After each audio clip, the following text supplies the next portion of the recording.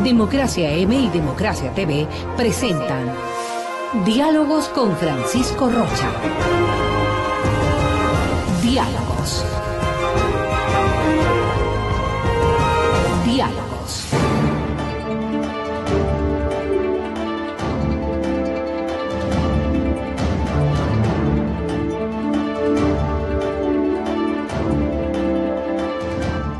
Buenas tardes amigos, estamos ya encontrándonos al inicio de la segunda semana de enero con el señor doctor César Montúfar, como les habíamos anticipado desde el día viernes. Él es, además de líder de la Concertación Nacional de las Listas 51, el candidato a asambleísta nacional. Él encabeza esa lista. Y bueno, vamos a ver, y la primera propuesta que le vamos a hacer al doctor Montúfar, gracias por venir. Gracias, César. Francisco, un gusto, enorme estar contigo aquí. Volvamos a un poco, todos conocemos al activista político, al que hace propuestas, al que ha estado permanentemente en estos 10 años, no solo en la vigilancia de la democracia en sí, sino en buscar en qué está fallando el que ejerce el poder.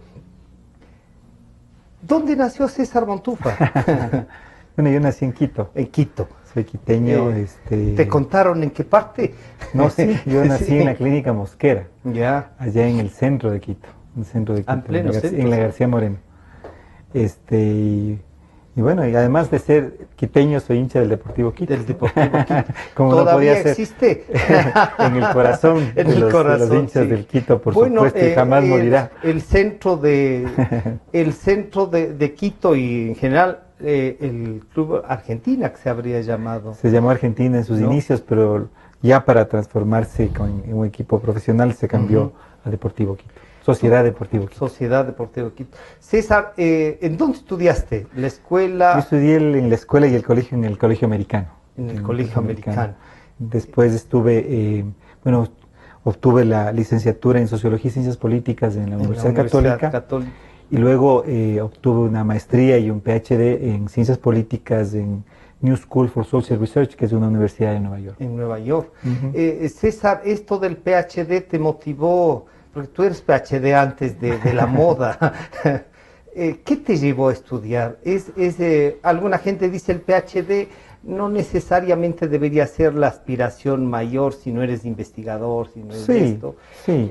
¿En qué carreras recomendarías tú realmente que seas PhD? No, yo creo que, bueno, el título es doctor en filosofía, digamos, con una especialización, en el caso mío, ciencias políticas y relaciones internacionales, pero como tú bien lo acabas de decir, es para las personas que tienen una vocación de investigación y docencia, básicamente. Sí. Lo cual nada tiene que ver con la administración de un centro educativo, como la ley de educación superior absurdamente intenta asimilar. Y por ejemplo exige que los rectores de universidades sean PhDs o doctor en un título en cuarto nivel. Yo siempre tuve esa vocación. Para mí, digamos, del estudio de la realidad nacional, el escribir sobre el país, sobre la política, sobre temas internacionales, es quizá uno de los aspectos que más me mueven, que más me motivan, que más me gustan. Pero eso es una vocación, digamos, una vocación y por eso es que yo desde que siempre supe que yo desde muy joven sabía que me iba a dedicar a la política y a la docencia. Era una vocación, sentías que la política era una cosa que te llamaba, Sí, yo siempre tuve una vocación muy política. Pequeño estabas. De hecho, yo comencé a militar políticamente desde los 13, 14 años. Desde cuando yo estaba en el colegio. Yo comencé en una militancia muy radical de izquierda. Yo fui, digamos, militante del movimiento de izquierda revolucionaria cuando estaba en el colegio, desde los 14 años. ¿Conoces a algunos de los que están en el gobierno muy de cerca? Por supuesto que sí. ¿Y te has encontrado así y han discutido algo? Sí. Sí, por supuesto que sí. Sí, y bueno, después yo creo que fui cambiando, ¿no? Pero César, antes ¿cómo se puede ser de izquierda en el colegio americano? Se puede y se podía perfectamente y era muy interesante. ¿Y qué significa eso sería? No, significaba que nosotros ahí en el colegio teníamos un grupo muy interesante de personas, de amigos, de compañeros, con los que teníamos una postura política. Una visión del mundo, de la vida. Una visión del mundo y Creo que el Colegio Americano siempre dio el espacio para que se hiciera un debate y para que en esas discrepancias pudiéramos ir formando y forjando una preparación, una personalidad, un carácter. Pero bueno, después he ido cambiando, creo que Churchill... ¿Cambiando o democratizando? Porque creo que democratizando. Esto de la ultraizquierda a la izquierda radical también impone un modelo, ¿no? Un modelo de esos que limita las libertades. Por supuesto que podríamos decir, fuiste entendiendo de mejor manera la libertad. Churchill tenía una frase que yo siempre repito y que a mis amigos de izquierda a veces no les gusta, incluso puede resultar injusta con ellos. Churchill decía, quien a los 20 años no es de izquierda no tiene corazón. Y quien a los 40 años sigue siendo de izquierda no tiene cerebro, decía yo. Creo que es injusta esa, sobre todo con muchos amigos de izquierda que eso no... Pero además con el pensamiento social. Pero sí, yo creo que el punto fundamental me parece a mí fue el tema de la democracia. Fue el tema de la democracia. Una autocrítica y una crítica a las organizaciones de izquierda por no haber entendido el valor del pluralismo, el valor de las libertades como elemento fundamental para que pueda haber una sociedad con una convivencia social que permita el progreso, que permita el bienestar, que permita resolver los problemas de las personas.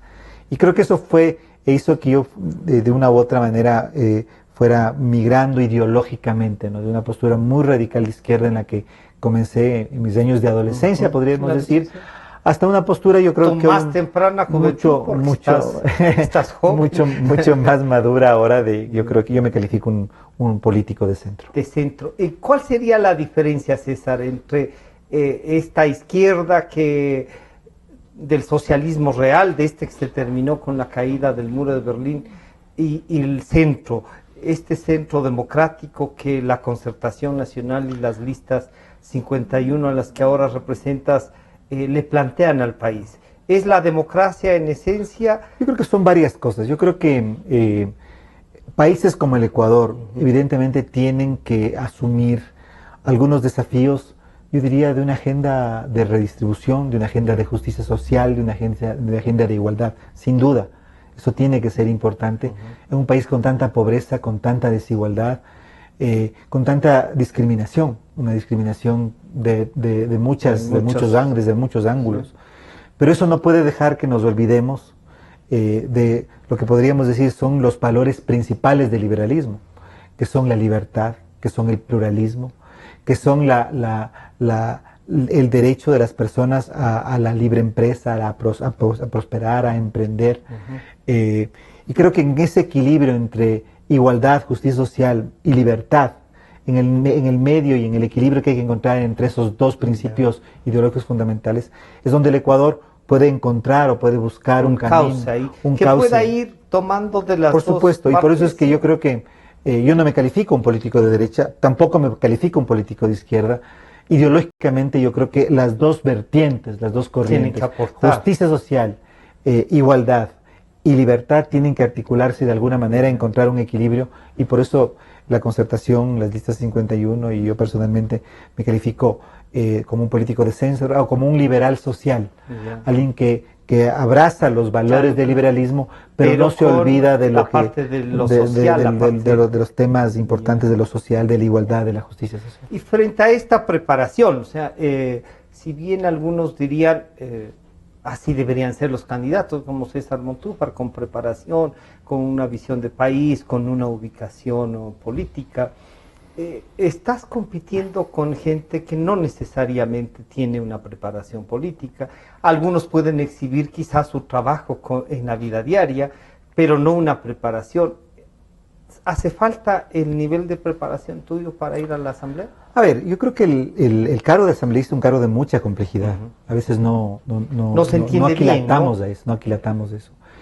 El actuar como asambleísta responsablemente requiere, más allá de la postura ideológica en la que uno puede encontrarse o del proyecto político que uno pueda sostener, requiere una enorme capacidad de aprendizaje.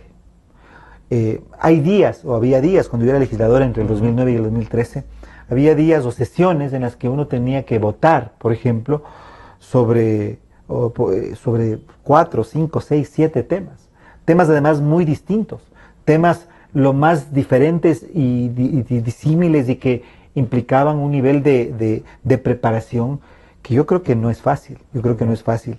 No necesariamente esto tiene que ver con una preparación académica formal, pero sí tiene que ver con una capacidad que tiene que tener todo quien aspira a ser asambleísta puede ser una autoformación también. De tener la posibilidad una gran posibilidad de aprendizaje, de asimilación, de comprensión de situaciones muy complejas, muy complejas.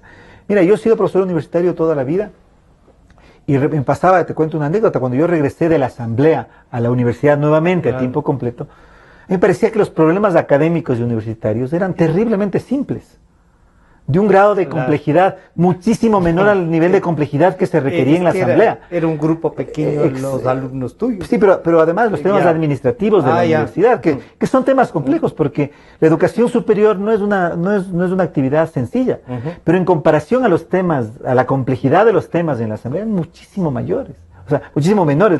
La asamblea era mucho más compleja. Entonces yo creo que lo que un asambleísta debe tener, entre otras cualidades, es una enorme capacidad, yo diría, intelectual, no necesariamente académica, pero intelectual, para asimilar, para comprender, para poder tomar decisiones, a veces rápidamente, sobre temas muy disímiles y muy complejos. Porque además, mira, un asambleísta tiene 2 asesores. No es como un ministro que puede tener 10, no, tiene 2 asesores. O 159 como algunos de la llamada Revolución Ciudadana, es decir, que tienen bordecenas.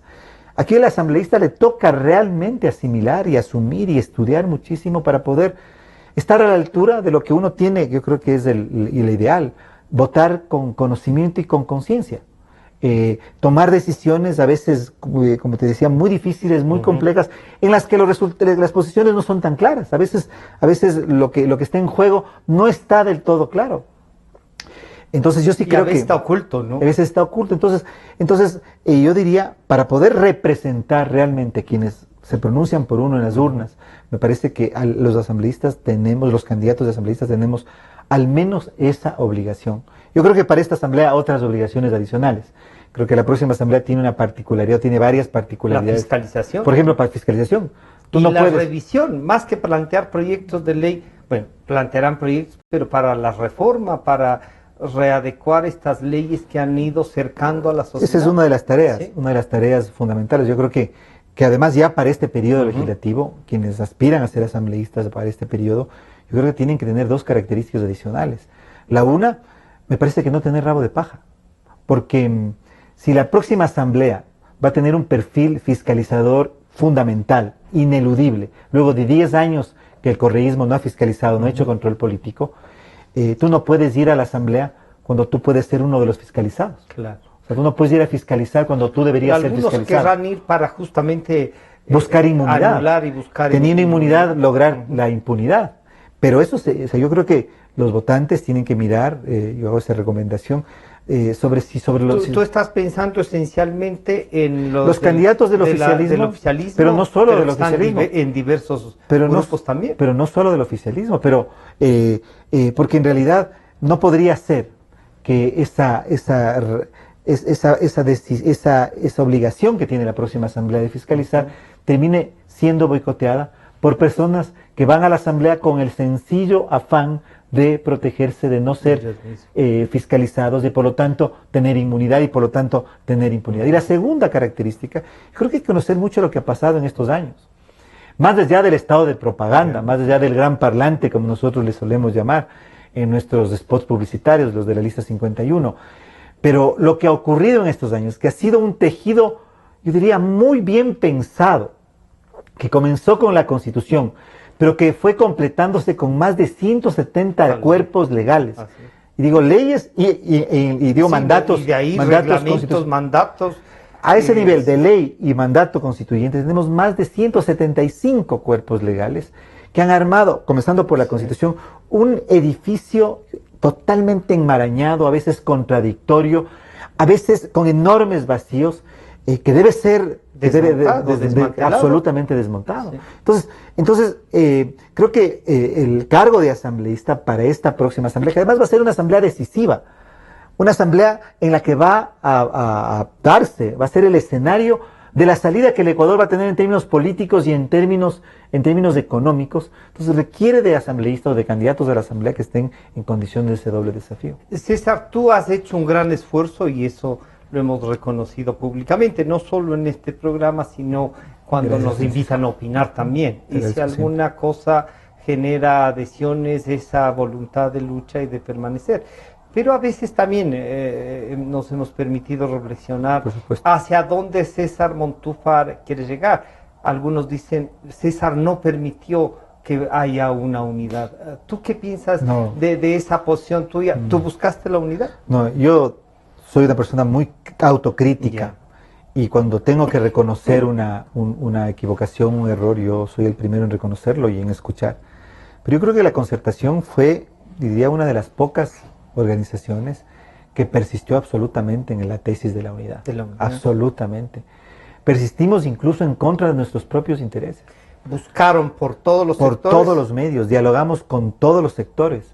Incluso abriendo la posibilidad de que nos tilden de políticos que estábamos buscando acomodo. Mira, lastimosamente la situación del país...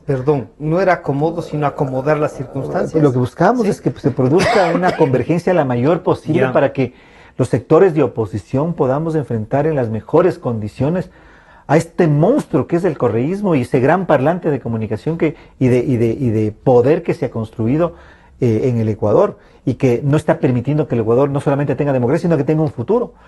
Y nosotros, te digo, en eso yo tengo que decir, porque es la verdad, persistimos en el tema de la unidad, incluso en contra de nuestras propias intereses y aspiraciones como organización. Como organización, ¿ya? Y tú te vas a dar cuenta en este proceso electoral, y que si es que nosotros, por ejemplo, hubiéramos estado en articulación con varios de los actores que prefirieron irse por su cuenta, nuestros espacios electorales hubieran sido muchísimo menores.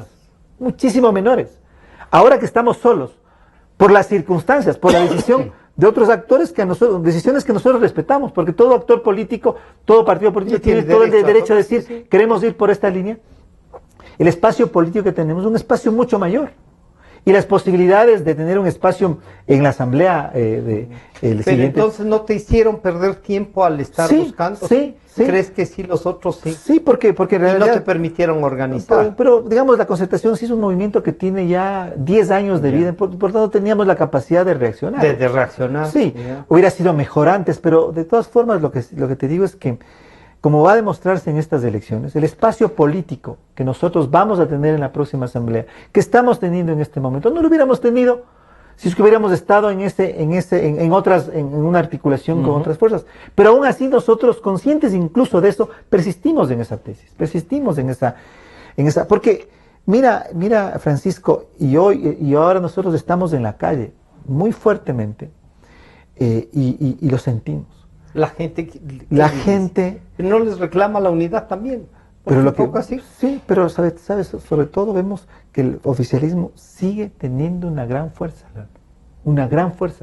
Y esa fuerza del oficialismo únicamente pudiera haber sido contrapesada si es que los actores de unidad de la oposición de una u otra manera se presentaban o nos presentábamos unificados. Con una fuerza más. Porque aquí no estamos luchando contra un movimiento político y un candidato, aquí estamos luchando contra el Estado.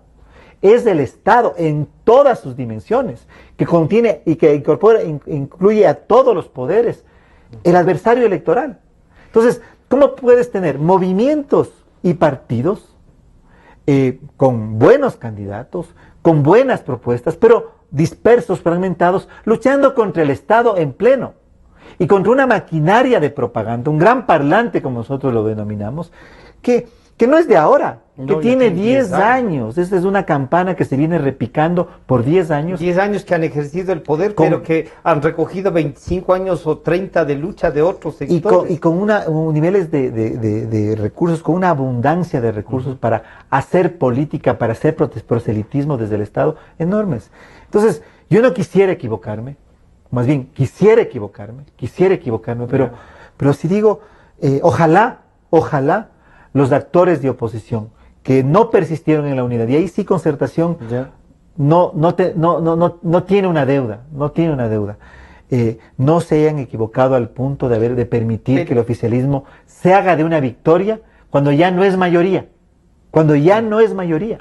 porque el correísmo en este momento ya no es mayoría electoral, pero sí tiene un buen segmento de la población que lo sigue apoyando, además de todo el aparato. ¿Crees que se podrá bajarle ese segmento de la población? Yo espero. Que en esta campaña seamos capaces de visualizar lo que ha pasado para que la gente reaccione. Yo espero. O se han hecho cosas, no solo en esta estructura legal, sino cosas profundas de transformación, que habrá un sector que no deje de votar por Lula. Bueno, son varias cosas, pero por ejemplo, mira, es el tema, yo te diría, del control. Cuando digo Estado, digo el control del aparato estatal. Mira el comportamiento del fiscal general de la Nación en estas últimas 2 semanas. Es decir, cuando hay una denuncia del Departamento de Justicia que dice que funcionarios ecuatorianos han recibido 33.5 millones de dólares en sobornos, ¿qué es lo que hace todo fiscal? ¿Qué es lo que ha hecho la Fiscalía Peruana? Mira la Fiscalía Peruana. La semana pasada, es terrible esto, porque como ecuatorianos uno dice, pero ¿cómo podemos permitir que esto ocurra? Mientras el fiscal Chiriboga daba estas declaraciones cantinflescas en la Asamblea Nacional, diciendo, que se burlándose de la institución que representa y de la institución en la que está hablando, a la que fue. Y dice que ya saben quién es el corruptor fue un comentario con sorna. Eso fue, entre burlándose de él mismo, de su cargo y de la Asamblea Nacional. Porque les preguntó a ellos, ustedes ya saben. Y de la Asamblea Nacional. La Fiscalía Peruana en el mismo día estaba firmando un acuerdo con Odebrecht. Y en ese acuerdo, ¿qué es lo que logró? 2 cosas. Primero, que Odebrecht se comprometió a darle toda la información sobre las coimas y sobornos de Odebrecht en Perú. Y segundo, que Odebrecht se comprometa a adelantar una cifra de 30 millones de dólares en reparación de todas las pérdidas que estos sobornos causaron al Estado peruano. Ese dinero la Fiscalía Peruana la va a utilizar en la investigación anticorrupción. El mismo día.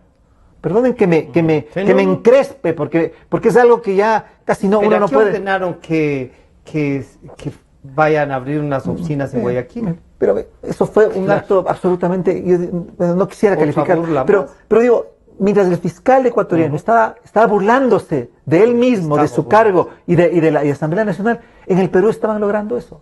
Entonces uno dice, estamos luchando contra el Estado. Porque en cualquier país, en plena campaña electoral, y esto tiene que ventilarse, debería ventilarse en la campaña electoral, los ecuatorianos tenemos que saber si es que el actual candidato a la vicepresidencia y vicepresidente en funciones, Jorge Glass, tuvo o no que ver. Yo no lo estoy acusando, pero todo el país tiene que saber si tuvo o no que ver. Por eso tenía que pedir declaración al presidente de la República, al vicepresidente Glass, al exalcalde Barrera, al actual alcalde de Quito, Mauricio Rodas, porque la ciudadanía tiene derecho a conocer. Esto no es un tema político. Mira, hemos llegado a una situación, Francisco, en que uno se dice aquí el problema ya no es ni siquiera entre oposición y gobierno, es entre decencia y corrupción. Es un país que ha sido tomado de tal manera por la corrupción, ha sido tomado de tal manera, no por una corrupción aislada, sino que estamos hablando de algo sistemático, de un sistema organizado desde el Estado para delinquir, para apropiarse de los recursos públicos, que además no tiene solamente una naturaleza nacional, sino tiene una naturaleza internacional. Estamos conversando con el doctor César Montúfar, líder de la Concertación Nacional y candidato asambleísta por las listas 51 en representación de la Concertación Nacional. Vamos a hacer un pequeño corte y volvemos enseguida con el doctor César Montúfar. En un momento regresamos con Diálogos por Democracia M y Democracia TV. Son las 12 horas con 33 minutos. Inicio del espacio publicitario. Solo las seis, leyes que sin mejoras se ven. Los asambleístas debemos ser independientes porque somos elegidos por el pueblo para cuidar sus intereses y condenar la corrupción. No más alzamanos, ahí está la diferencia.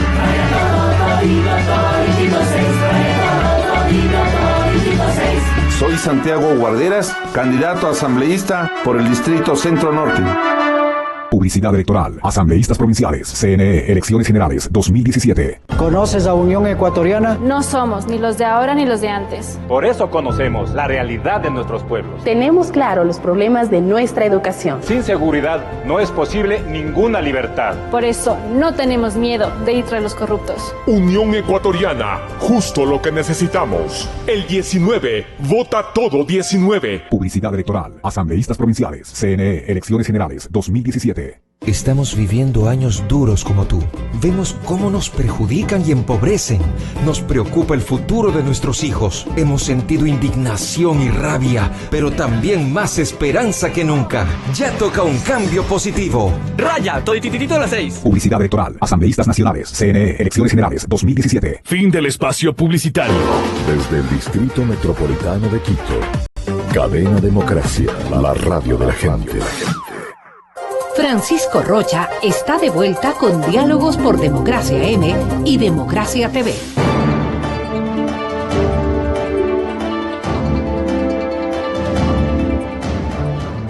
Estamos conversando con el doctor César Montúfar, candidato a asambleísta nacional por las listas 51. Doctor Montúfar, ¿tiene candidato a la presidencia o candidato? Mire, nosotros en concertación pensamos que el Ecuador tiene que cambiar, tiene que terminar el ciclo del correísmo. Y vemos que el candidato del correísmo tiene mucha fuerza. ¿Sí? Soy absolutamente franco, aquí no tenemos por qué engañarnos y peor engañar a la ciudadanía. ¿Y cree usted que en esta campaña se puede cambiar esa fuerza? Y creo que hay una gran posibilidad, y lo digo con pesar. Pero hay una gran posibilidad de que el candidato del oficialismo gane en primera vuelta. ¿Ah, sí? Sí. Por lo tanto, nuestra postura, más allá de lo que nos pueda gustar o no gustar, es que los ecuatorianos, los votantes democráticos de oposición, tenemos que votar por el candidato de la oposición que pueda pasar a segunda vuelta y ganarle al correísmo. Yo creo que no estamos en un momento para decir, a mí me gusta más este que el otro. Por supuesto, uno puede decir entre los candidatos, uno es mejor que otro, uno puede decir. Pero creo que si es Lazo, si es Cintia o si es Paco Moncayo, el que está en condiciones de pasar a segunda vuelta, primero forzar una segunda vuelta y después triunfar, ese tiene que recibir el voto de los ecuatorianos. Por eso nosotros decimos, nos vamos por el voto útil. Por el voto útil. Creo que los tres candidatos que nombré... ¿Cuándo podría uno entender a qué momento decide el voto útil? Es que yo creo que ahí el papel que deben jugar los encuestadores es fundamental. Pero el gobierno va a decir que gane en primera vuelta, como dice el presidente. Pero yo creo que ahora tenemos el 45%. Que los encuestadores, las firmas de encuestadores serias que hay en Ecuador, debería... que no están comprometidas con el gobierno, deberían dar este servicio a la democracia, de orientar a la ciudadanía por dónde está avanzando. Porque el problema aquí no es ya un problema de que ahí me gusta fulano versus sutano, me parece que el un color es mejor que el otro. Aquí está en juego la democracia, aquí está en juego la supervivencia del Ecuador en un momento de crisis tan profunda. Entonces, está la situación, Francisco. Yo sí quiero aquí prender una alarma, hacer una a todos los voz del país. de que en realidad no podemos en este momento autoengañarnos y decir, no, todo está perfecto, todo está muy bien, nuestra bandera, nuestro candidato, nuestros colores, nuestras insignias. No, aquí está el país en juego. Y cuando el país está en juego de tal manera como a la situación a la que hemos llegado, yo creo que nos toca votar útilmente. Eso no sería lo ideal, Francisco. Lo ideal, lo normal en una democracia es que uno puede escoger la opción por la que más siente, por la que más cercana a su punto de vista, a su ideología, a sus intereses. ¿Sí? Así debería funcionar el voto en una democracia. Pero, dada la situación como está el país en este momento, es más urgente. Yo creo que es salir del correísmo. Salir del correísmo para construir el futuro. Y creo que eso es algo que es necesario tomar en cuenta. A nivel de la Asamblea es distinto, porque ahí sí yo creo que el correísmo no va a tener una mayoría. Posiblemente tenga el bloque más numeroso, pero no mayoría en la Asamblea. Y entonces, no como son ahora. Sí, entonces ahí sí yo creo que hay mayor posibilidad de escoger. Pero en temas de la lucha, de la competencia presidencial, me parece que la opción, desde nuestra perspectiva, es apuntar y votar por el candidato o candidata que esté en opción de ganar. Primero forzar a segunda vuelta y ganar en segunda vuelta. ¿Cuáles son las principales propuestas suyas para la Asamblea Nacional? Hemos visto, usted tiene un programa de gobierno, no solo de la legislatura, pero ¿cuáles serían las 5 primeras leyes que usted va a plantearlas? No sé si derogación o reforma. A ver, lo primero es la fiscalización, eso hemos dicho. Yo creo que la agenda de fiscalización de la próxima Asamblea tiene que ser absolutamente prioritaria. La fiscalización en 4 áreas. Deuda pública, infraestructura, construcción de infraestructura. allí el tema Odebrecht, quizá Odebrecht, centrales eléctricas y todo lo que ha pasado. Y Petroecuador. Tercero, lo energético, el ámbito del sector energético, ahí está Petroecuador. Y cuarto, el tema del gasto público. En estos 10 años han sido más de 300 mil millones de dólares que han sido gastados en el Ecuador. Y es necesario ver cómo se gastó aquello. Eso significa que y ahí paso al ámbito legislativo. Esta etapa de legislación, digamos, de fiscalización, tendría que ver ya con temas muy puntuales y con personas. Por supuesto, pero por supuesto, miren el caso peruano, vuelvo al caso peruano, ahí se conformó dentro de la comisión de fiscalización una comisión especial para el tema de Odebrecht, por ejemplo. Debería haber otra subcomisión para el tema petrolero, para el tema deuda pública. Y debería fortalecerse a la Comisión de Fiscalización desde una perspectiva técnica para que pueda hacer la investigación y pueda llegar a descubrir esta maraña transnacional de corrupción que existe en el país en este momento. Porque aquí no estamos ante hechos aislados. Aquí estamos ante una conducta sistémica. Aquí es una estructura de corrupción. Y no solamente nacional, sino transnacional. Pero César, van a dejar contralor, van a dejar fiscal, van a dejar defensor del pueblo y el consejo. Y esa es la segunda parte justamente la que usted me está en este momento mencionando, que es precisamente desde la Asamblea. Por eso la Asamblea es tan importante. Se tiene que producir una reforma constitucional lo más inmediata posible, sea a través de una consulta, o sea a través de una figura que pudiera ser una asamblea constitucional que pueda estar trasladándole a esta como asamblea constituyente una asamblea constitucional que haga la reforma constitucional, de forma que podamos contar con una estructura a nivel de funciones del Estado, justicia independiente, organismos de control que permitan complementar ese trabajo de fiscalización que tiene que hacer la Asamblea. Eso en el ámbito fiscalización y que está articulada a la reforma constitucional. En el ámbito legislativo, hay 5 leyes fundamentales que primero hay que comenzar por una reforma profunda a la ley orgánica de la función legislativa. Cuando yo fui asambleísta en el periodo 2009-2013, en el año 2012, presenté ya una propuesta. Tengo lista esa propuesta. ¿Está ahí? Que buscaba fundamentalmente 2 cosas. Destrabar el proceso de fiscalización, que está totalmente trabado y que tiene un montón de candados para no llegar a la fiscalización. Fortalecer la comisión de fiscalización y fortalecer el pleno en sus funciones de fiscalización. Y lo segundo, que tiene que ver con el proceso legislativo. La actual asamblea, y tú lo conoces, por ejemplo, no legisla sobre proyectos sobre las leyes, vota sobre proyectos de ley y son los ponentes básicamente quienes hacen la ley, no es el pleno de la asamblea el que hace la ley. Entonces es necesario. Transformaron en bloques las leyes. Sí, eso es algo casi absurdo, porque la Asamblea Nacional se transformó en una máquina de aprobación pero de la iniciativa de proyectos de ley hechos y cambiados por una persona, el ponente de la ley que en general era... Por lo cual anulaban que era el ponente del partido de gobierno. Exactamente, es decir, una relación entre el ponente de ley y Alexis Mena, eso es lo que es, así se desenvolvían los procesos de fiscalización. Entonces hay que cambiar todo ello. Entonces hay que hacer una reforma profunda a la ley orgánica de la función legislativa. Y luego hay que hacer 4 leyes que son fundamentales. Una, la derogatoria de la ley de comunicación. O sea, tiene que ser derogada. ¿Derogada completamente o solo reformada? No, tiene que ser derogada totalmente. Hay que presentar un proyecto nuevo. Hay que presentar 3 proyectos de ley que la reemplazan. Un proyecto de ley para controlar la publicidad y propaganda desde el gobierno, ese gran parlante de comunicación. 2, hay que producir una ley para garantizar los derechos de comunicación, la agenda positiva de los derechos de comunicación. De las minorías, de los sectores que han sido tradicionalmente marginados, que fortalezcan los medios comunitarios, que no los politicen, que los medios públicos, que son importantes en una democracia. Representen a lo público. Exactamente, es decir, consolidar, consolidar la agenda positiva de los derechos de comunicación. Y en tercer lugar, se debe reformar la ley de transparencia y acceso a la información pública para que podamos, los ciudadanos, los periodistas, los que quieran tener acceso a la información pública que esté en poder del Estado y que es nuestra, no es de los pero respetando áreas en las que, porque alguien puede también, o sea, claro, eran estas dudas las que llevaron a esta ley, pero esto de que también respetemos procesos al interior del sector público y al interior de la comunicación.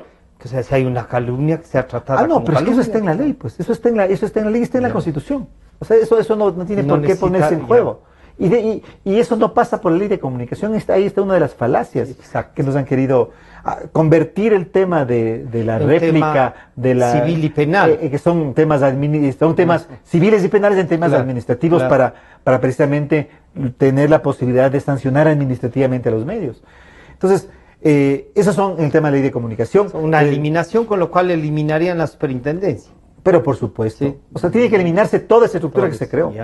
En tercer lugar, es necesario una ley, y eso que implica la reforma de algunas otras. El Código de la Producción, una reforma del Código de la Producción, el Código de Finanzas Públicas también al mismo tiempo, pero que promueva el tema del microempleo, de los microemprendimientos, es decir, que ponga énfasis en el tema empleo, que ponga énfasis en el tema producción. Los actuales gobernantes, que la gente se empodere de generar trabajo propio. Exactamente, y que eso pasa por ponerse y por concentrarse y por apoyar, por incentivar a los pequeños, medianos productores, que son los que producen empleo, los que más producen empleo en el país. Entonces, es necesaria una ley de emergencia para que ese sector sea reactivado, no para que sea perseguido por el IES, por el Ministerio de Relaciones Laborales, por el SRI. Si esos pequeños emprendedores, que son casi tratados como delincuentes en el Ecuador, los que tienen la posibilidad de generar 2, 3, 4, 5 plazas de trabajo, son perseguidos por todo lado. Es allí en donde hay que encontrar la reactivación de la economía. Entonces, tiene que producirse una ley que realmente genere esa posibilidad. En cuarto lugar, hay que hacer una reforma completa al sistema tributario del Ecuador. En el Ecuador, después de 19 reformas ad hoc desordenadas, lo que tenemos... Y que se incluyen varias leyes. Exactamente, ¿verdad? Tenemos un absurdo, digamos, que tiene que ser racionalizado. Evidentemente el Estado tiene que cobrar impuestos, pero tiene que hacerlo razonablemente. Y a los que más tienen que cobrar más. Tienen que ser impuestos progresivos, no pueden ser impuestos que hagan pagar a quienes más, a los quienes menos deberían pagar. Tiene que reducirse el IVA, tiene que eliminarse el anticipo del impuesto a la renta, tiene que eliminarse el impuesto a la salida de capitales, tiene que derogarse esta ley de plusvalía que acaba de aprobarse. Entonces, tiene que haber una racionalización en el tema tributario. Y eso va a implicar concentrarse y trabajar para que el Ecuador cuente con una legislación que verdaderamente impositiva, tributaria, que verdaderamente promueve el crecimiento, promueva la inversión, promueva a los pequeños y medianos productores y al mismo tiempo permita al Estado cobrar impuestos y distribuir la riqueza, que es una de las funciones que tiene el Estado. Doctor Montúfar, a alguna gente le dirían, esto es lo racional, justamente eso es lo que el país quisiera, pero hay otros que están vendiendo encantamientos, que están hablando de otras cosas, y el propio gobierno reconociendo un poco que la necesidad esta casi el 70% de los ecuatorianos consideran que debe haber un cambio. Dicen ellos también que van a cambiar, que van a mejorar la educación. Usted que ha sido profesor universitario desde que es profesional, ¿usted qué cambiaría en la educación? ¿Cómo la va a enfrentar? Usted pertenece a la Universidad Andina Simón Bolívar, cercada a este momento económicamente. Bien pudo haber sido usted mismo el rector de esa universidad, capaz que eso ayudaba un poco o radicalizaba más al gobierno. Pero, y ese análisis desde su experiencia, ¿cómo lo trataría en el tema de la educación? Yo le dije cuatro ámbitos legales. El quinto, que no puede tener el tema universitario, el tema de educación sobre todo, entre el que está la educación superior.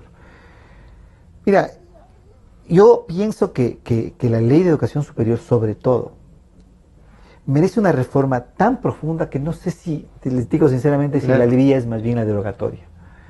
Pero en la ley de educación superior, o lo que tendría que ver con educación superior, hay que hacer 4 reformas fundamentales. La primera, para garantizar la autonomía, que es uno de los principios fundamentales, porque no hay universidad si esta no es autónoma. Una universidad que no tiene autonomía no es universidad, así de clase, así otorgue títulos, así otorgue títulos. Eso no lo consustancial.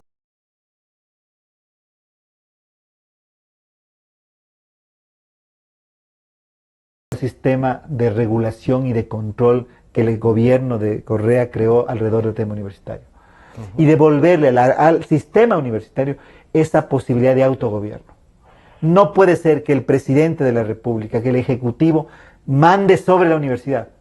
Eso no ocurre, eso no ha sido la tradición ecuatoriana. Ni en Bielorrusia. La universidad tiene que ser autónoma. Entonces, ese es un primero. Un segundo, es necesario una reforma de la educación superior en perspectiva de devolverles a los estudiantes el derecho que tienen a escoger su carrera y escoger dónde la van a estudiar. Es un derecho fundamental. Solamente en esos países autoritarios, totalitarios, se podía dar la situación en la que era el Estado el que le determinaba a cada ciudadano qué estudiar y además dónde estudiar. ¿Y cuáles eran las necesidades del Estado? Exactamente. Entonces tú tienes que, por ejemplo, el caso ecuatoriano, la matrícula, el porcentaje de bachilleres que entran a la universidad en el año 2006 era mayor que el que tenemos ahora. Claro. O sea, la matrícula ha bajado porcentualmente en el caso ecuatoriano. Pero dicen que se ha mejorado en un montón de cosas, como por ejemplo, los que estudian en la universidad solo son los que han tenido 19 y 20. Mire, la crisis, de 18 y la crisis de la calidad del sistema universitario. Entonces voy al tercer punto. Tiene que fortalecerse precisamente a las universidades que existen, pues. Es decir, lo que ha ocurrido en estos años es que se han creado estos elefantes blancos que no tienen ninguna función, que son unos verdaderos fracasos. Yache, creo que es ya el fracaso más fuerte, que tienen que desaparecer. Y con tanta plata invertida, ¿les fiscalizarán también a eso? Por supuesto, pero ese país, la Politécnica Nacional, la Politécnica del Chimborazo, la SPOL de Guayaquil. Esos parques, esta idea de parques tecnológicos, la venían realizando estas universidades desde hace décadas. Tenían así. Lo que había que es que fortalecer esos procesos, mejorar esos procesos. Entonces, hay que fortalecer el sistema que existe, a las universidades que existen. No, y ahí viene la cuarta, eliminando este sistema de categorización, que lo que ha constituido es un mecanismo para que en el Ecuador tengamos otra forma de discriminación hacia las personas, porque tú, que eres un joven, que puedes ser un excelente estudiante, un excelente profesional, sales a tu vida profesional marcado una C o una D en la frente. Claro. Cuando nosotros somos universitarios y sabemos que un excelente estudiante, un excelente profesional puede salir de cualquier universidad. Claro. Sí. Y que de las mejores universidades pueden salir profesionales mediocres. Entonces, esa idea tiene que cambiar absolutamente. Y por último, hay que eliminar de la educación superior. Pero garantizarnos sí que las universidades cumplan requisitos. Pero por supuesto que se mejore, pero esa no es la mejor forma para mejorar la calidad. Y que tiene que ver con el cuarto punto, que es el tema de eliminar esta sobreregulación sobre el sistema universitario. Hoy los profesores universitarios, en vez de llenando documentos. Exactamente, en vez de trabajar, en vez de estudiar, de prepararse, de escribir, de investigar, se pasan llenando documentos, porque eso tiene que hacer de la Universidad Ecuatoriana una universidad cercana y conectada a la realidad. El modelo universitario de Correa es un modelo pensado en universidades gringas trasplantadas al Ecuador, y cada universidad es un mundo diferente. Pero se ve que ellos soñaban esos modelos, puede ser, y querían trasladarlo acá y no han sabido cómo. Porque no conocen la realidad universitaria. Una cosa es, por ejemplo, la Universidad de Cotopaxi, y otra es la Universidad de San Francisco de Quito. La una no es mejor o peor, un modelo no es mejor o peor, pero son distintos. La Universidad Central es algo que es totalmente distinto a la Universidad Andina. Tiene una identidad propia, una función social propia.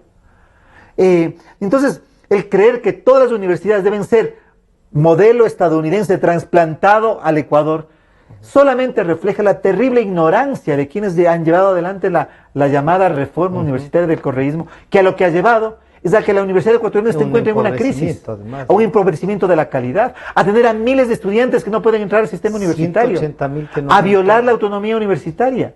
Entonces, por eso te digo, yo a veces pienso que en realidad hay que hacer una nueva ley completamente. Pero bueno, uno podría decir, vamos a hacer una reforma profunda, pero en el fondo lo que quiero llegar es que es necesario reformar completamente el sistema universitario, que hay que apoyar lo que existe, que tienen que desaparecer estas llamadas universidades emblemáticas que solo succionan recursos, que tiene que darse el derecho a los tienen derecho a existir, pero en las circunstancias no tienen por qué existir. No tienen, porque son recursos públicos. Los jóvenes que están ahí. No, pero primero que son muy pocos. Sí. Entonces, Deberían ir al SPOL, a la universidad. Y les dañamos por tener 20, les dañaron la vida. Exactamente, a la Politécnica Nacional, a la SPOCH, a las politécnicas del país. Se habla de que mucha gente salió con becas. Y se habla de un montón. Y yo recuerdo que el IES siempre estuvo, que ahora han aumentado los becarios, pero también no es que les han dado como becas, son créditos educativos que van a tener que pagar. Y los que han ido se han ganado el ingreso a las universidades. No es que este gobierno les ha garantizado. Uno podría decir, pero sí ha habido el acceso a tener este crédito. Y un día una madre de familia me decía, no, mira, yo para poder obtener los $50,000 de crédito para mi hijo, debía tener $150,000 en bienes. Es que no es fácil. Y mira, $150,000. El Ecuador ya ha hecho un compromiso con este gobierno ecuatoriano, un compromiso con muchos, miles de jóvenes que están en el extranjero. No sé en este momento el número exacto con becas o con préstamos gubernamentales. Eso se tienen que respetar. Yeah. Pero solamente te hago caer en cuenta de algo, porque eso tiene que reorientarse como política. Los que ya se fueron, el Estado tiene que cumplir con el compromiso que se hizo. Pero yo soy profesor universitario, y te decía, y tuve oportunidad de coordinar en un momento un programa doctoral. Con lo que toda la universidad podía o gastaba o puede gastar para un programa doctoral en el que están al menos 15 estudiantes, 15 doctorandos, lo que la universidad ecuatoriana gasta en un programa de esa naturaleza, del para más 15. Alto nivel, para 15 no se paga ni siquiera la mitad de un estudiante de doctorado en una universidad, en algunas de las universidades que paga el Estado. Entonces, aquí hay una enorme ineficiencia y que pasa por eso de no apostar a las capacidades propias. Desvalorizaron tanto la Universidad Nacional. Exactamente. Desvalorizaron tanto el pregrado que le dice. Y entonces a lo que tú llegas es a que entonces dices la política del Estado es financiar a las universidades del primer mundo, no financiar a las universidades ecuatorianas. Ahí se ve un cierto complejo, ¿no? Pero por supuesto. Fíjate que teníamos nosotros ofertas de universidades del extranjero que querían hacer convenios con nosotros porque sabían que el gobierno ecuatoriano les iba a pagar. Entonces, en realidad, esta política de becas, que yo digo hay que respetar para los que ya están en el exterior. Pero redimensionarla. Pero en realidad lo que significaba era una política de financiamiento del Estado ecuatoriano a universidades del llamado primer mundo, en vez de una política de fortalecimiento de las capacidades universitarias en el Ecuador. Claro, porque después regresas para trabajar y ganar lo que debes pagar en donde trabajas aquí. Así es, entonces, mira, no todos tenemos la posibilidad, como César Montúfar, de ir a ser director de un programa. Claro, porque son los espacios del sistema universitario pequeño, no es tan amplio. Entonces, mira,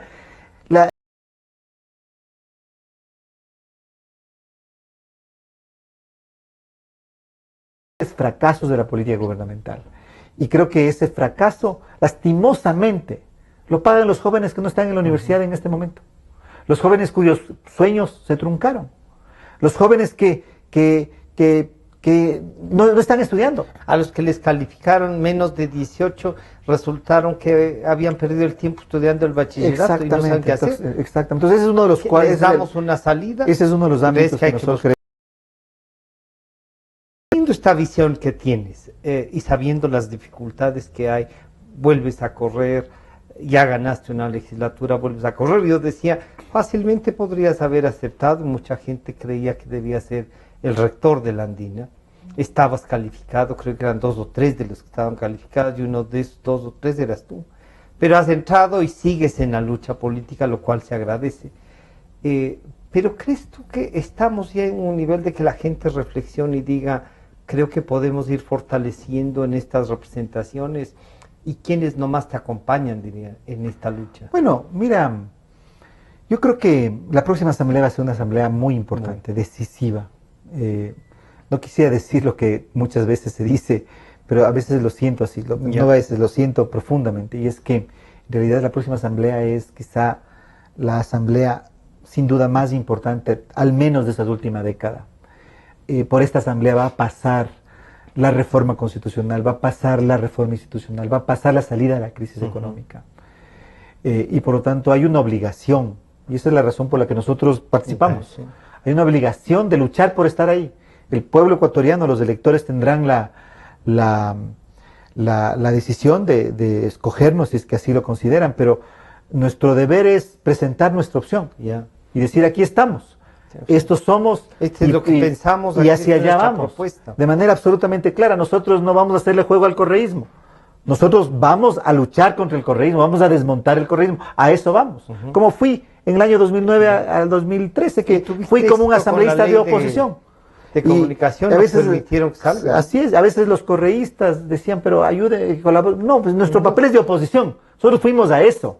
Fuimos a luchar con una agenda y con un mandato de nuestros electores. Y por eso es que la elección es tan importante. Y por eso es que yo diría, en este sistema electoral tan lleno de trampas, nosotros decimos ahí, tenemos una propuesta, tenemos excelentes candidatos. Tú vas a encontrar estas características, personas con preparación, personas luchadoras. O sea, quien está segunda en mi lista conmigo, Cristina Vinuesa, es una luchadora, una persona que ha estado moviéndose, trabajando en redes sociales, denunciando casos de corrupción. Aquí en Pichincha, por ejemplo, en Pichincha tenemos a Alfredo Carrasco, que lidera la lista del Distrito Norte, que es un profesional, alguien que ha venido trabajando en el tema ambiental, con una preparación y una experiencia espectacular. Tenemos en el Distrito Sur, por ejemplo, a Nemo Domínguez, que es un luchador. Miren, en el Distrito Sur tenemos a dirigentes barriales, luchadores populares.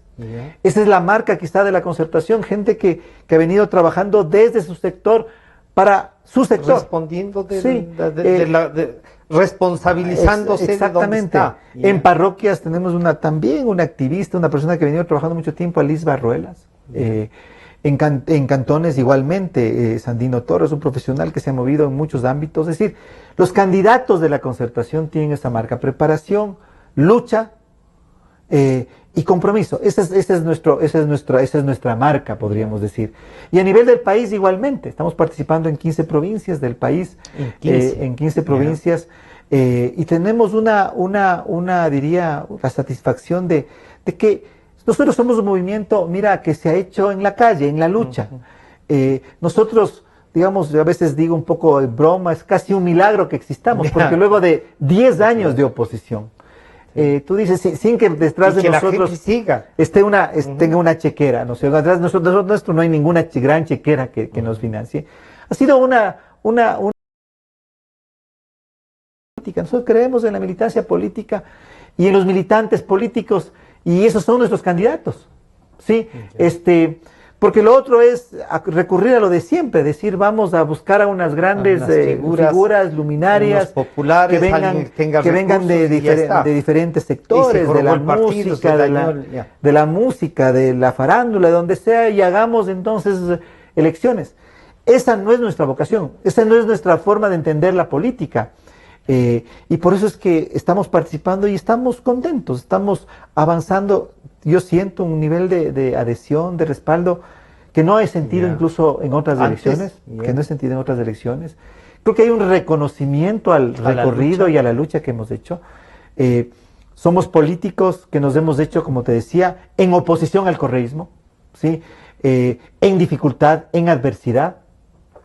Nosotros nunca nos hemos acomodado, ni hemos buscado acomodarnos. Podemos habernos equivocado muchas veces, por supuesto, pero ese ha sido nuestro compromiso, esa ha sido nuestra trayectoria, nuestra coherencia política. Y creo que eso, de una u otra manera, es reconocido por los ciudadanos de oposición que consideran con beneplácito, con simpatía nuestra propuesta, e incluso por parte de los ciudadanos del correísmo, a quienes evidentemente respetamos muchísimo y que tienen todo el derecho a no estar en nuestra línea. Que dicen, tienen pensamientos, tienen propuestas. Sí, que hemos hecho siempre una oposición de ideas, una oposición firme, pero no una oposición de insultos. César, 3 razones entonces para que los ecuatorianos votemos por César Montúfar el 19 de febrero. Yo diría por la concertación. La lista 51 y la concertación, encabezados obviamente por la figura principal que es César Montúfar. Sí, por la concertación, por la lista 51. Nosotros garantizamos lucha, garantizamos coherencia política, honestidad de ideas y propuestas. Ese es nuestro la bandera. No nos van a ver quizá bailando en las calles, no nos van a ver haciendo una campaña de espectáculo. No es nuestra forma. Yo no voy a hacer este tipo de campaña. Respeto a los que hacen y respeto a quienes votan por ese estilo. Pero nosotros creemos que un político tiene que ser un luchador movido por principios y por ideas. Y esa es la política electoral y el tipo de proselitismo que hacemos. Bueno, amigos, hemos estado con César Montúfar, candidato de la Concertación Nacional, lista 51 a la Asamblea Nacional. Sus propuestas, hemos indagado algo más de su vida, dónde estudió, qué hizo, qué le trae por la vida política, y vemos que es un enamorado de la actividad política y de encontrarse problemas del mismo para luchar. Así es que eso se agradece. Gracias, César, por acompañarnos. Francisco. Este programa, además de agradecer a los amigos de la radio, de la 920, la radio de la gente, a nuestros amigos de Democracia TV, a las 3 de la tarde estará nuevamente ya a disposición este diálogo con César Montúfar, candidato a las listas 51 de la Concertación. Nos encontramos el día de mañana. Gracias. Es la 1.